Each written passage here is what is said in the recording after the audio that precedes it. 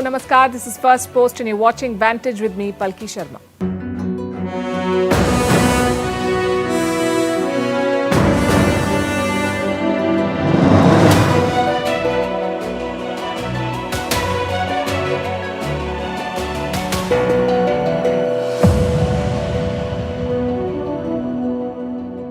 Tonight, we bring you the latest episode in the Chinese spy saga. They've reached the Antarctic. They're building their fifth base there. Australia and New Zealand feel threatened.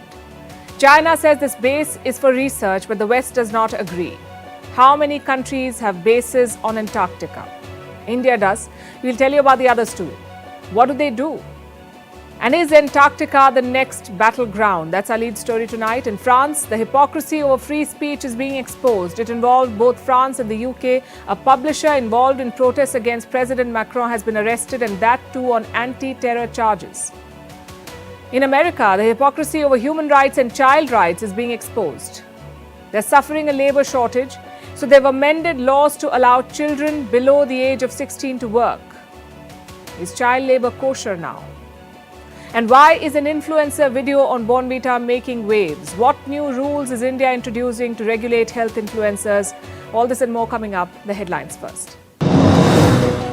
North Korea all set to launch a spy satellite. Kim Jong-un says the development of the country's first military spy satellite is complete and that it's to counter threats from the US and South Korea. America's abortion debate reaches the Supreme Court again. A lower court had restricted the use of a pill called mifepristone.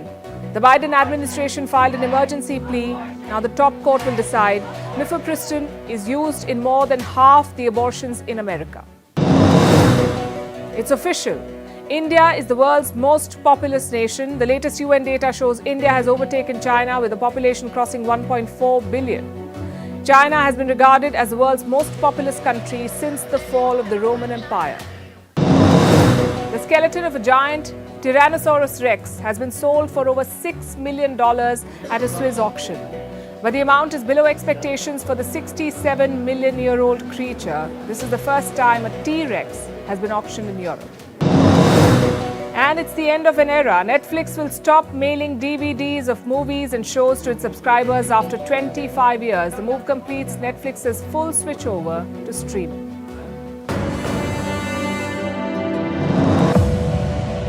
The great power rivalry has a new front. The cold, icy terrain of the Antarctic. China is making moves even in the Antarctic. And what is China doing there? Building a base to snoop on its rivals.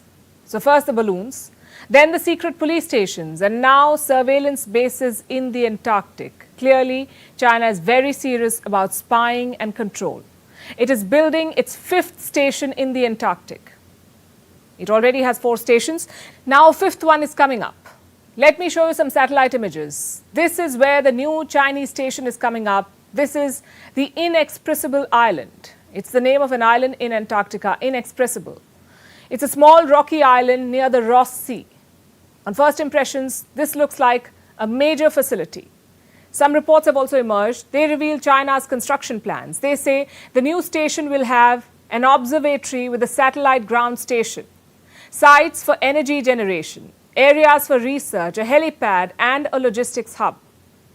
What will China do with such a large facility?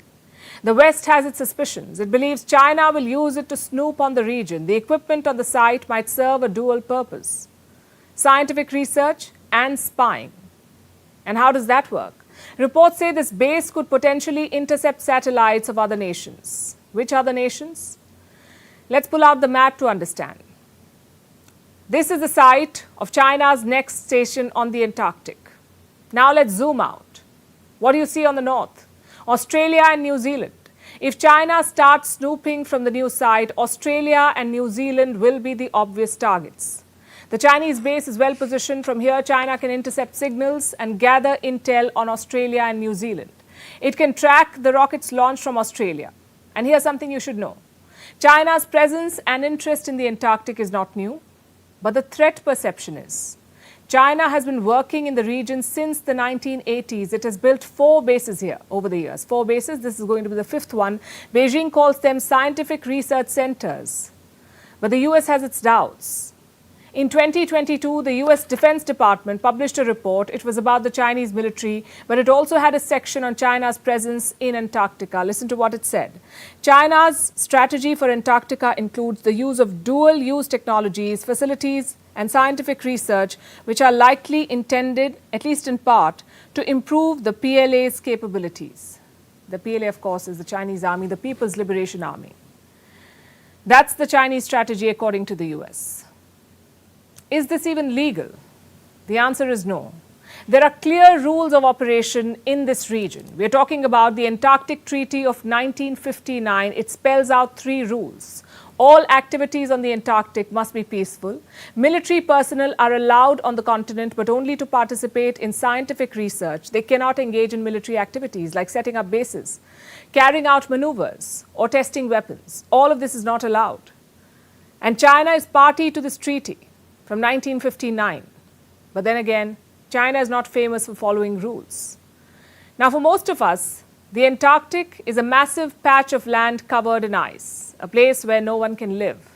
But the fact is, the Antarctic is a crowded place. At least 30 countries have stations in the region. 30 countries, including India. India, too, has a base there. Do you know how many bases there are in all? At least 82. According to one estimate, there are 82 bases, so the Antarctic is getting crowded. The question is why? Why are so many countries interested in this cold and remote region? 2 reasons: strategic and economic. Antarctica sits at a crucial point on the map. It falls in the middle of 3 key oceans: the Atlantic, the Indian Ocean, and the Pacific Ocean. And this makes the Antarctic a critical point for satellite communications, for surveillance, and also for navigation, which is why so many countries want a piece of the Antarctic. The second reason, like I said, is economic, and on this front too, the Antarctic could have a huge potential. None of this has been proven yet, but several experts say this region has billions of barrels of oil. It has rich reserves of natural gas, even precious minerals like gold and platinum. As of now, drilling is not allowed in this region. The Antarctic Treaty prohibits it. But these rules could change in the year 2048. That's when the treaty comes up for review. And that's what countries like China are waiting for. When this treaty expires, anything could happen. Countries could even push for Antarctica to be divided. So science is just a proxy for geopolitics here. The real game is about dictating the future of the Antarctic. The race is already on. China's expansion is aimed at the future. It would want to control large parts of this region. The West will push back and a new battleground will emerge. Liberty, equality, and fraternity. As the French keep telling us, these ideals grew out of their revolution, the French Revolution. President Macron is no different. He has appointed himself as the defender of free speech and free press. Unless, of course, his government is the target. Then everything is fair game. This story is about how France and its frenemy Britain persecuted a journalist, a French publisher who opposed Macron's pension plan. It's got illegal surveillance, terror charges, and police overreach. Everything that would guarantee criticism from foreign offices in Paris and London. Except this time, they are the culprits. The publisher in question is a man called Ernest Moret. He works at a French publication called Éditions La Fabrique.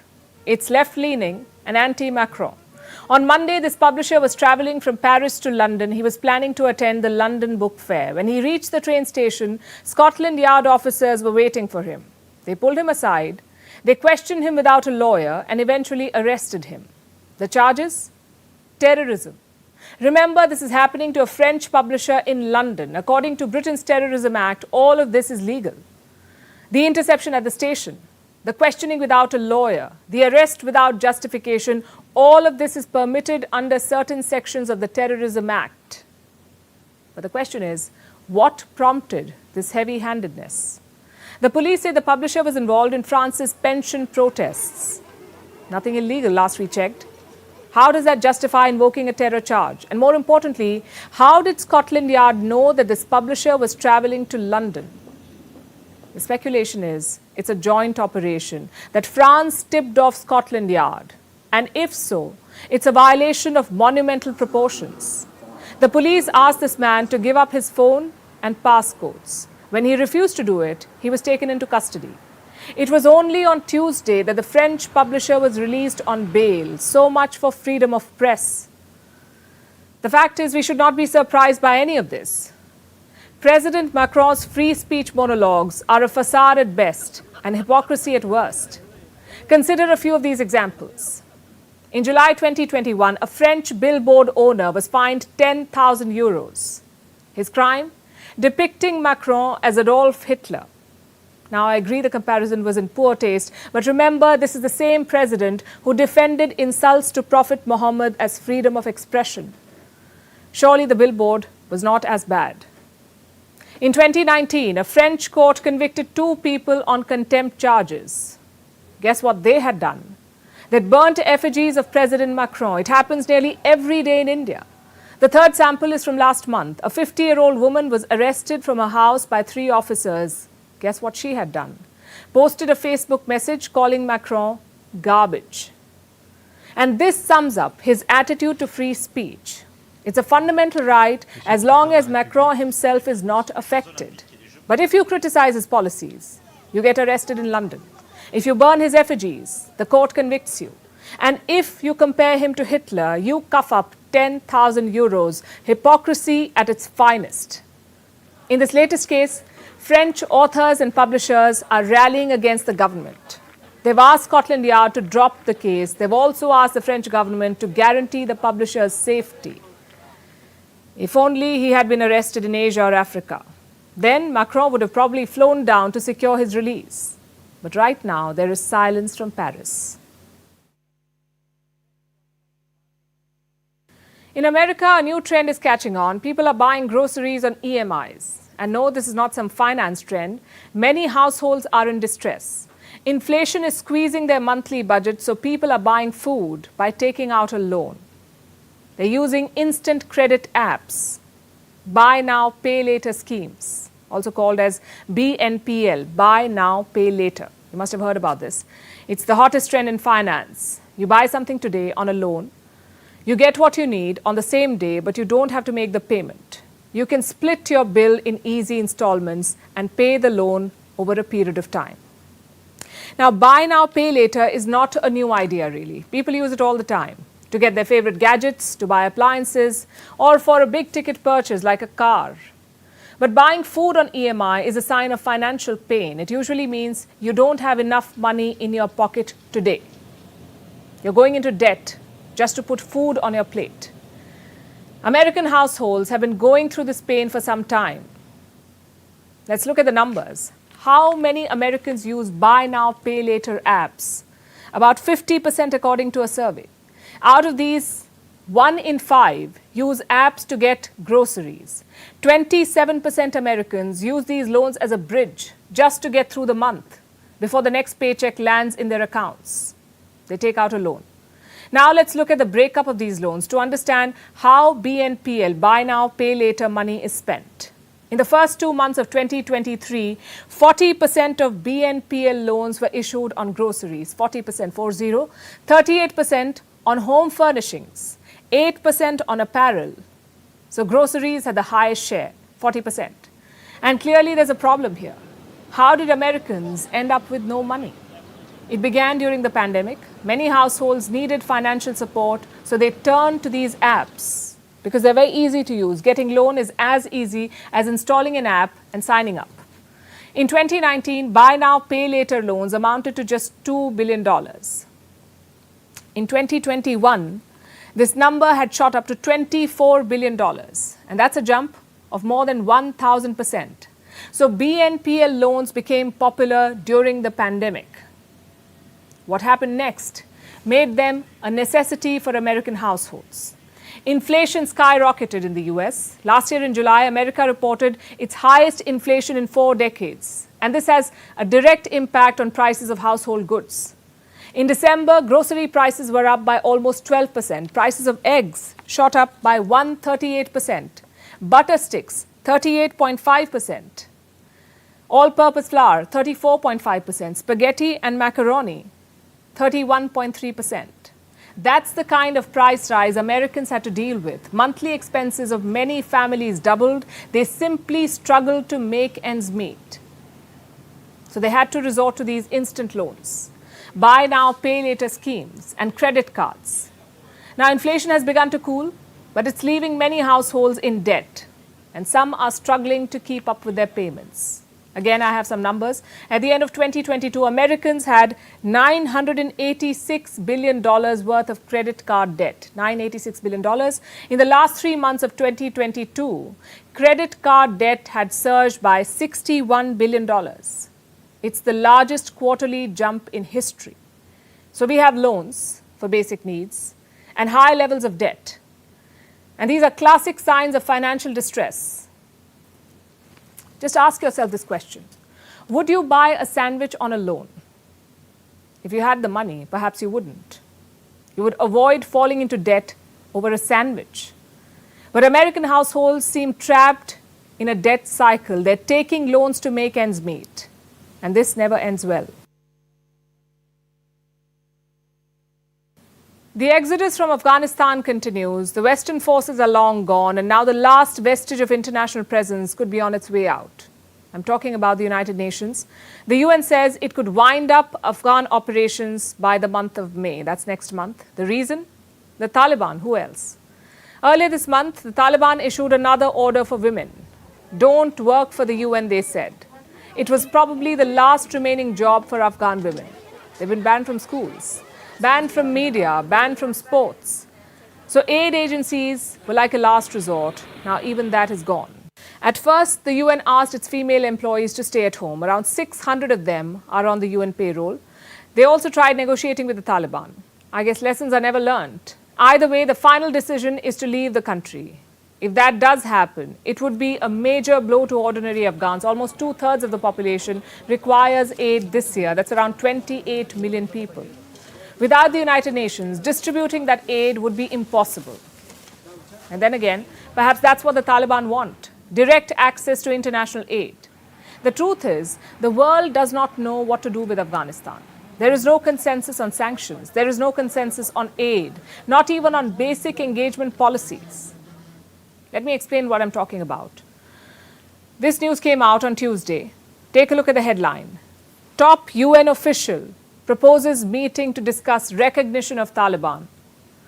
That top official is the UN's Deputy Secretary General. He wants to convene a meeting of foreign envoys to get them in the same room and get them talking, and eventually to put the Taliban on the path to recognition. And this is the confusion I was talking about. On the one hand, you talk about leaving Afghanistan. On the other, you propose recognizing the Taliban. In all this confusion, Afghan people are suffering. I have some numbers for you. Since the Taliban's takeover, Afghanistan's GDP has fallen 35%. Food prices are up 30%. Unemployment is at 40%, 40. The United Nations says Afghanistan is the worst humanitarian crisis in 2023. Not Syria, not Yemen. It's Afghanistan. The country will need $4.6 billion in aid this year. Without the United Nations, who will distribute that aid? Well, I know who shouldn't. The Taliban. Like all conflicts, Afghanistan too has been put on the back burner. There is no interest in Washington or London or Brussels to resolve it. Take the G7 Leaders Summit in December last year. Ukraine and Russia were mentioned more than 20 times each in their joint statement. Guess what wasn't? Afghanistan.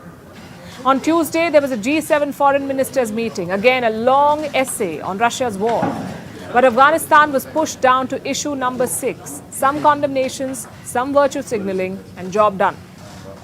The fact is, Afghanistan has become dispensable for the West. Their new project is Ukraine. It's the harsh and heartbreaking reality for 40 million Afghans. But countries like India have a role to play here. New Delhi must ensure that Afghanistan does not become a forgotten crisis. That's what happened in the 1990s. Once the Soviets left, the world lost interest in Afghanistan. And guess who benefited from that? Pakistan and the Taliban. They turned Afghanistan into a terror haven, which hurt not just the West, but also India. It hurt India's security. So it's important to keep the spotlight on Afghanistan. If not, history has a way of repeating itself. Meanwhile, in Ukraine, there's been a lot of action. Russia has fired drones, Ukraine has fired back. Both Zelensky and Putin made visits to the front lines. Germany has delivered Patriot missile defense systems to Kiev. It's also trying to get Switzerland to forsake its much-wanted neutrality. And South Korea has become the latest Western ally to consider arming Ukraine. I know that's a lot to process, so we'll break it down, starting with the drone war. In the early hours of the day, an attack began.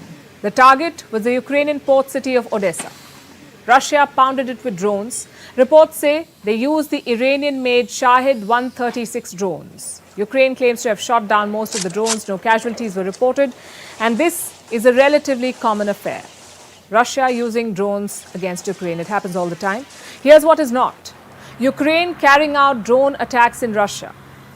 Reports say that happened yesterday. And Ukraine used an American Switchblade drone. This is the first time switchblades are being used in Russian territory. Now, what are switchblades?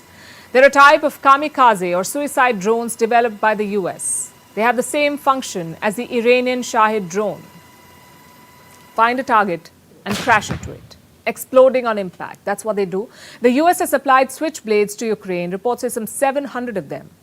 They've sent another type of suicide drone too. It's called the Phoenix Ghost Kamikaze drone. America has sent about 1,800 of these drones.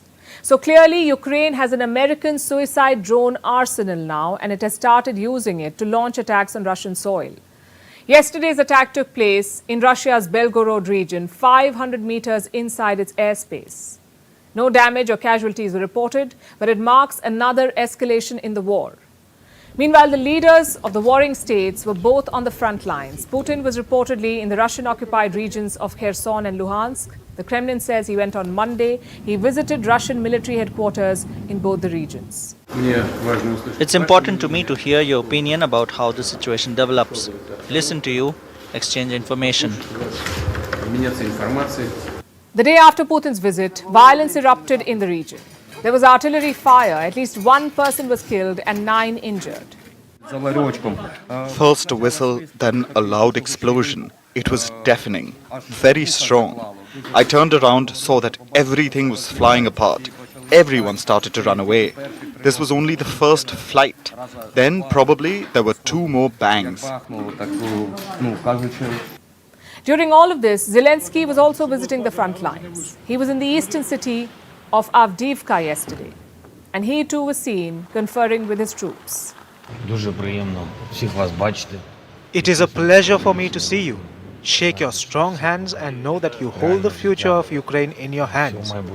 I am proud to have this meeting. I am proud that there are such strong people in Ukraine. Things happen thanks to you. Take care.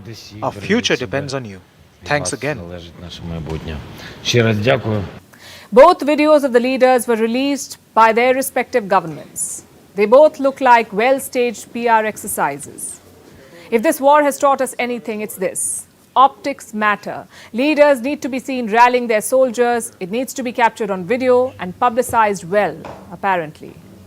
Another thing we've come to learn from the war is that constantly badgering allies for weapons works. Zelensky has been quite vocal about Ukraine's need for more and more arms, and his Western allies always seem to come through. It is very important to understand this. Every time we hear that the promised supply of weapons is delayed, every time there are doubts about the type of weapons for Ukraine, about the range or other quality characteristics, it means every time Ukrainian soldiers are giving their lives so that we have this time, the time that is spent to convince, so that the supply of the necessary weapons takes place after all.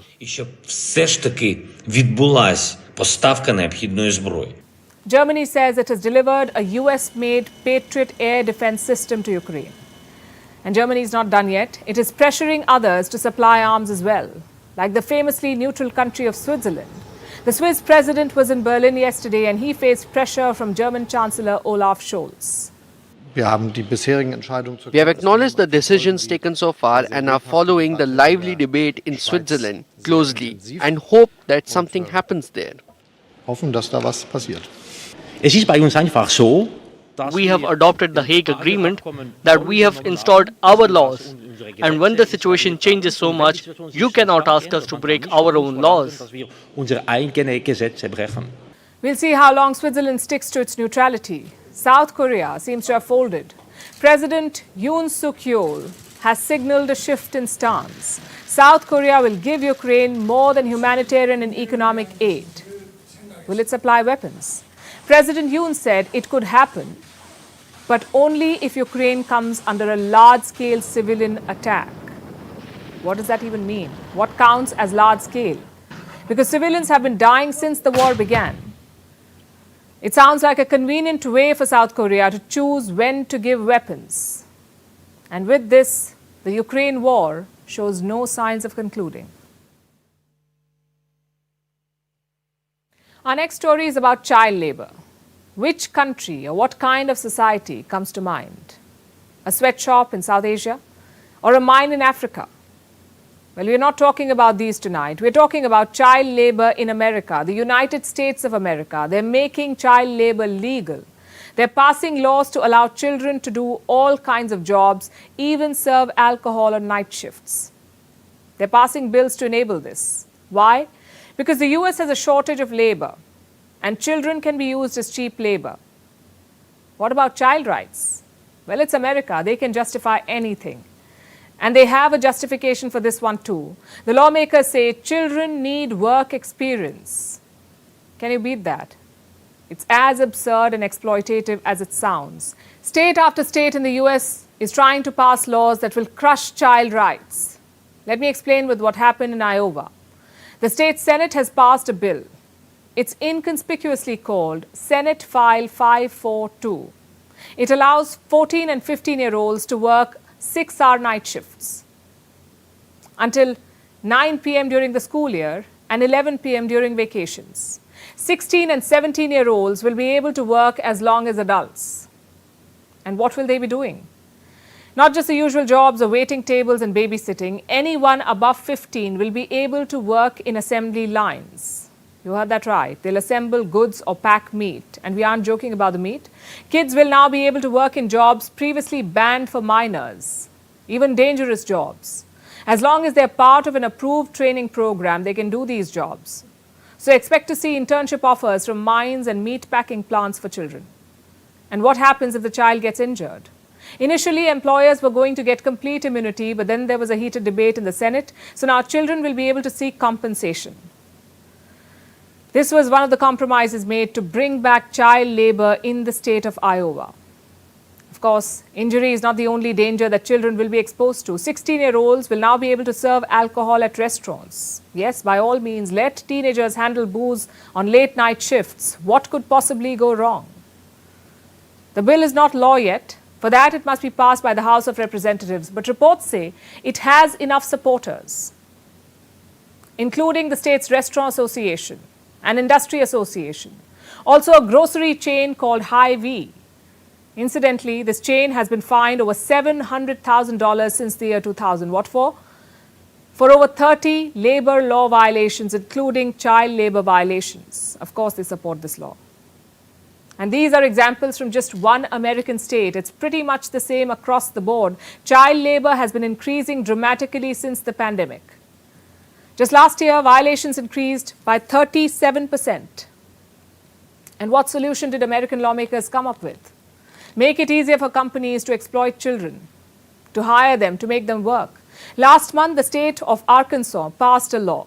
Companies there no longer legally are obligated to verify the age of teenage staff. Now, legally, children under 14 are not allowed to work. But now there's a new law. So they can employ preteens, and then they can say they did not know the age. In New Jersey, 16-year-olds can now work for 50 hours a week without parental or school consent. This is up from the previous 40 hours. At least 11 states in the US are trying to weaken child labor protections, many because of a labor shortage. They say they need more workers. And so they enlist children and claim that the move benefits children. It helps them learn the value of money, they say. Of course, there's also a catch. The money won't always be fair. Let's look at the state of Nebraska. The minimum wage there is $10.50 per hour. It will raise to $15 per hour by the year 2026, but not for child workers. A bill introduced in January wants miners to get lower wages, so they'll serve as cheap labor. Now put all of this together. Added working hours, lack of age verification, no restrictions on dangerous jobs, and lower wages. It shows the US is heading down a dark path where corporations will exploit children and reap profits. The land of the free is regressing into the land of free reign by corporations, a land where the rights of children be damned. Meanwhile, the crisis in Sudan is intensifying. Rival generals are battling for control of a nation, and Indians seem to be caught in the crossfire. First, let's get you the latest. A 24-hour ceasefire was called today. The two generals agreed to it. They've been under pressure from the US. The ceasefire was supposed to give the civilians some respite, but there was none. Within minutes, the ceasefire was shattered. Sounds of tank fire and loud shooting filled the air in Khartoum.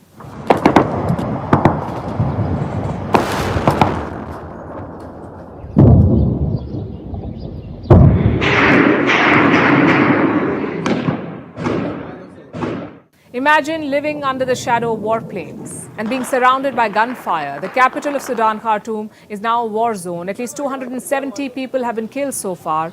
Around 2,600 have been injured. This was the fifth day of clashes, and the fighting continues on several fronts. It's a full-blown crisis, even for India. One Indian has died in the ongoing conflict. Many others are said to be stuck there. We don't have a clear figure.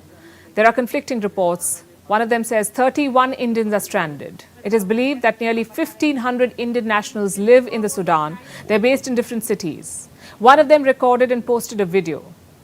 His name is Maheen. He's 22 years old. Last evening, he witnessed the ceasefire unraveling. Their 24 hours on ceasefire agreement looks so fake because they started fighting again. Yes, that was the sound of gunfire. There is chaos on the streets. Civilians are beginning to run out of supplies. They're struggling to access even basic items, things like water and medicines. I have another video. This too was recorded by Maheen, and this was earlier in the week. Me and my friend trapped in the road because army has started taking over many roads ahead, and they are checking all the vehicles. When we tried to cross to our place, they started raising the gun. Then we ran away. See, army is there. All the water, all milk, everything is empty here on the refrigerator. 1,000? Wow. See, everything is colors. Nothing left. Food stock is not available. The situation is indeed difficult. New Delhi is trying to evacuate Indians, but this has already sparked a political battle. Leaders from the government and the opposition are engaged in a war of words. There was a heated exchange on Twitter. A former chief minister of the state of Karnataka tweeted. His name is Siddaramaiah. He belongs to the Congress party. It's an opposition party both in the state and at the centre in India. And some Indians from Karnataka are said to be stuck in the Sudan. Now, Siddaramaiah posted a series of tweets. He took a jibe at the Indian government and implied that New Delhi has failed to act. In response, India's External Affairs Minister shot back. Dr. S. Jaishankar said he was quote-unquote appalled at the comments. He told Siddaramaiah that lives are at stake and he should refrain from indulging in politics. Now, Karnataka is a southern state in India. It is set to go to the polls next month. The state will elect a new chief minister. The contest is between the ruling BJP and the opposition Congress party. So the evacuation of Indian nationals is becoming a political issue. It shouldn't. The idea should be to get Indians to safety. And what is New Delhi doing to ensure this? We are told India has reached out to its key partners, the US, the UK, Saudi Arabia, and the UAE. These four countries are called the Quartet. They are the key mediators in the Sudanese conflict, and India's External Affairs Minister has spoken to his counterparts in Saudi Arabia and the UAE. Both countries have assured support. India is also working with the United Nations to ensure the safety of Indians. This is a developing story. We'll bring you more soon. I could start our next story with a knock-knock joke, but I won't, as it will probably be met with silence. Because this story is about Japan. The East Asian nation is turning into a ghost town. You already know that its population is shrinking. It fell by 500,000 last year. Deaths are rising while birth rates are sinking. And this has bred a new problem. The island nation is now home to millions of vacant houses. They sit empty and unlit in suburbs and rural areas alike, surrounded by overgrown, unkempt gardens. And there's about 11 million of them. The situation is so bad that the government has stepped in. But now these antique homes have a niche clientele. They have found their place in the luxury market. Here's a report. Who wouldn't like to live in an antique Japanese home? Especially if it's being sold for a few $1,000s. But here's the catch. It may have a terrible rot. Its roof could collapse at any moment. And it's probably under attack by unruly weeds. We're talking about the island nation's abandoned empty houses. And the Japanese have a name for them. They're known as Akiya, and now they've become the country's newest problem. Because a housing crisis is haunting Japan, turning it into a ghost town much faster. They already have a demographic crisis. Their population fell for the 12th consecutive year. Japanese Prime Minister Fumio Kishida said if this continues, Japan will disappear. It has one of the lowest birth rates in the world, but also one of the highest life expectancies. And last year, twice as many people died as were born. So now, millions of houses are vacant. Japan has a glut of unclaimed properties. The most recent government data is from 5 years ago. It reported 8 million vacant homes across the country. That's about 14% of their overall housing stock. But experts say this number has drastically increased. Now it stands at 11 million. And in the next decade, over 30% of all houses in Japan could be empty. The population crisis definitely plays a role here. But there are other reasons for this too. There is a valuation problem. Houses in Japan decrease in value over time. Eventually, they're worthless. Only the land retains value. So owners don't want to maintain an aging house. There is little incentive. There is an inheritance problem too. Homes are being abandoned by the heirs of previous owners. And some homeowners die without ever naming an inheritor. Others leave the properties to relatives who refuse to sell simply out of respect for the elders. And while the Akiya continue to wither away, they don't suffer in silence. They are potentially hazardous and prone to collapsing. Not to mention, they also mar the scenery. But experts say they're also threatening the emotional health of Japan, as they've sparked numerous family disputes. But now authorities are stepping up. Consultants are helping squabbling families, and the government is also giving these homes a push. They're subsidizing demolitions, collecting neighborhood reports on maintenance, holding awareness programs, and allowing local authorities to raise property taxes on Akiya. They're also compiling listings of vacant houses, calling them Akiya banks, due to which these abandoned homes have found a new love. They've caught the eye of foreign clients who appreciate Japanese homes like its residents can't. And now these homes have become luxury properties. International buyers are snapping them up. They want to preserve the cultural integrity of Japan's antique homes, and they're buying them for tens of thousands of dollars. Akiyas are being renovated. Sometimes they become homes to new families. Other times they're Airbnb rentals, because one person's decrepit can be another's cultural uniqueness. They say everyone's a star on social media, everyone's an influencer. They talk about a whole range of stuff nowadays. Travel destinations, cosmetics, food, almost anything under the sun. It's not ideal, but tolerable. What's not tolerable is the recent trend of health influencers. You may have heard about the recent Bournvita controversy. Bournvita is a household name in India. It is marketed as a health drink for children. It is supposed to turn boring old milk into something exciting, but not according to a health influencer. His name is Revant Himatsingka. He uploaded this video about the harmful effects of Bournvita.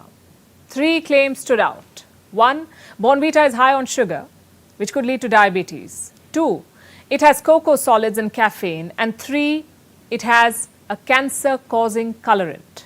Now, just to be clear, these claims were not backed by scientific evidence, so naturally Bournvita sued. They accused the influencer of defaming the drink and spreading panic. They also said that Bournvita fits all regulatory standards. The lawsuit spooked the influencer. He deleted the video soon after, but by then more than 12 million people had seen the clip. It had gone viral across platforms. Last we checked, his Twitter account had been hacked and then suspended. Why? Well, that's a mystery for another day. For the moment, let's focus on Bournvita. Who would you say is right? The influencer or Bournvita? Well, I'm afraid neither. If you study the Bournvita packet, it's clear that they have added sugar, 7.5 grams per serving, which is around 1.5 teaspoons. Quick side note, the recommended sugar intake for children is 6 teaspoons. So 1 glass of Bournvita takes up 25% of the permissible sugar. Is that too much? Take a look at your child's diet and you will get the answer.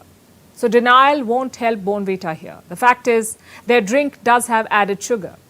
Now let's come to the health benefits. Bournvita claims that their drink will increase muscle growth and boost immunity. They say it has been proven scientifically. But experts are not convinced. Many doctors claim these studies and trials are not 100% accurate. And frankly, it should not surprise us. MNCs are not exactly famous for honest marketing. Remember when cigarettes were called healthy? Or when New Balance shoes were supposed to burn calories? These are classic examples of false advertising. Bournvita could be doing the same. In most cases, such claims are busted as time goes by. There are more studies, more awareness, and more checks. We saw that with colas too. There is now a universal acceptance that colas are sugar plus water. Now let's turn to the influencer. Clearly, he was trying to raise awareness among parents. There doesn't seem to be any malice. Having said that, should we be discussing children's health on Reels? Surely dedicated agencies would do a better job. The fact is, literally anyone can pretend to be a health influencer. And you can see why that's a problem. Many US colleges have already sounded an alarm. One study found that more than 70% Americans have been exposed to medical misinformation. 82% of that came from social media. Chances are India's numbers will be no different. Recently, the Indian government has tried to correct this. They've asked influencers to display their credential and qualifications. And that will certainly help. But ultimately, it comes down to you and your sense of judgment. Reels are not a substitute for consulting a doctor. Read the packets yourself. Visit a doctor if you have doubts. That's the only way to get accurate medical information. As for Bournvita's outrage and legal offensive, I'll take it with a pinch of salt or sugar, I guess. Our last story tonight is about the Great Pacific Garbage Patch. It's a collection of marine debris in the North Pacific Ocean. And that's a fancy way to put it. It's basically litter that ended up in the ocean. Think of it as oceanic soup of plastic fragments or a large swirl of garbage. Over 620,000 square miles of it, like a plastic island. For starters, it does not seem like a hospitable place. It is poor in nutrients. It's 1,000 miles away from the nearest streak of land, somewhere between California and Hawaii, where obviously the heat is unrelenting.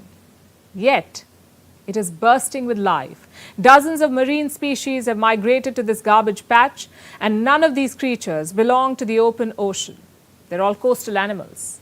Yet they're thriving by clinging to plastic. Here's a report. There is an island of trash floating in the Pacific Ocean. It's called the Great Pacific Garbage Patch. It's the largest accumulation of ocean plastic in the world. It weighs 80,000 tons. It's spread over 1.6 million square kilometers. So it's twice the size of states like Texas. And it's like a garbage vortex, pulling all sorts of trash towards its center and keeping it there. You can fish out toothbrushes, nets, ropes, and even broken bottle shards. So it should be a barren wasteland, right? After all, it has 1.8 trillion pieces of plastic. It's an environmental disaster. But ironically, it's teeming with life.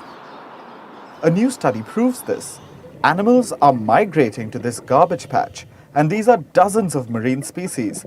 None of these creatures belong here. 80% of them are coastal animals, so they usually reside on nutrient-rich shores. But somehow, they've learned to survive in the open sea. And this plastic patch, it's not just a haven for coastal animals, it's also home for open sea animals, like sea snails and blue button jellyfish. Now, coastal and open sea ecosystems are coexisting. They've created a single ecosystem for themselves. Also, a single food chain, because there's definitely competition for space. For example, coastal animals like sea anemones on this patch are eating sea snails, and coastal animals are also reproducing here. This means they have set up permanent residence, even if it's a plastic-based home. And this is shocking for biologists. Coastal species can travel on ships and floating debris, but they can't be out at sea for long, and they most certainly don't create communities there. That's usually because of a number of reasons, including differences in temperature, salinity, and availability of nutrients. But what seemed difficult earlier is clearly possible. Coastal species can make a go at the ocean, as long as they have something to anchor themselves to, even if it's garbage. But as interesting as this is, it's also scary. Coastal species are finding new places. They're taking hold of them, which means they're becoming invasive, threatening native life in the ocean. And apart from disrupting ecosystems, this is also an ecological hazard, because it's a dirty, stinky beacon of plastic pollution in the ocean. The world already produces about 460 million tons of plastic a year. This could triple by 2060. So ocean pollution needs urgent action. And over the last few decades, many cleanliness drives have been up to the task, setting their eyes on this garbage patch. But after this research, cleaning it won't be easy, because removing the plastic from this patch would mean uprooting animal life. Sounds like marine biologists are stuck between trash and a hard place. Patching up this garbage patch needs cleaning with creativity. And now it's time for Vantage Shots, images that tell the story. Starting with China, a fire broke out in a hospital in Beijing. People had to climb out of windows to escape. More than 25 people have been killed. Russian long-range bombers flew over waters near Japan. Anti-submarine ships carried out firing drills. Also, Russian cosmonauts performed a spacewalk at the International Space Station. In the US, a 4-story parking structure collapsed in New York City. And finally, what makes April the 19th significant? We're taking you back in history. Today marks the 80th anniversary of the Warsaw Ghetto Uprising. What was the Warsaw Ghetto? It was one of the largest ghettos in Nazi-dominated Europe. This is where more than 400,000 Jews were incarcerated. It had tall walls, barbed wire, very limited food, and the only way out was death. But on this day in 1943, some Jews revolted against the Nazis. They had one motto: it is better to die fighting than end up in a concentration camp. The Nazis had the upper hand. Most of the Jewish fighters were murdered. Only a handful managed to escape through sewers. Eventually, there was nothing left of the ghetto, but it became a symbol of Jewish resistance against the Nazis. We're leaving you with this. Thanks for watching. We'll see you tomorrow.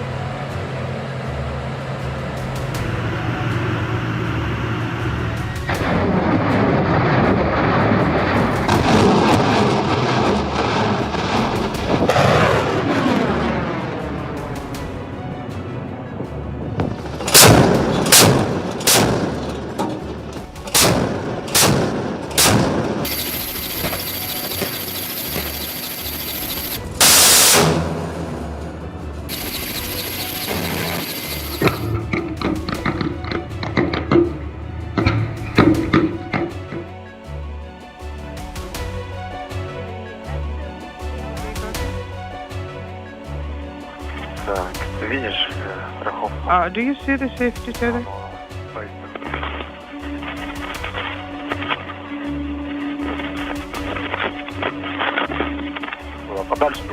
You think should do it a little bit farther away, yes? The Groceries module on the earth-facing side of the station, where they will set up shop. Oh my god, this is like... and dude, Beekman's... Oh my god. Oh, we're getting pace alerts. This is like quite... Now we have to evacuate.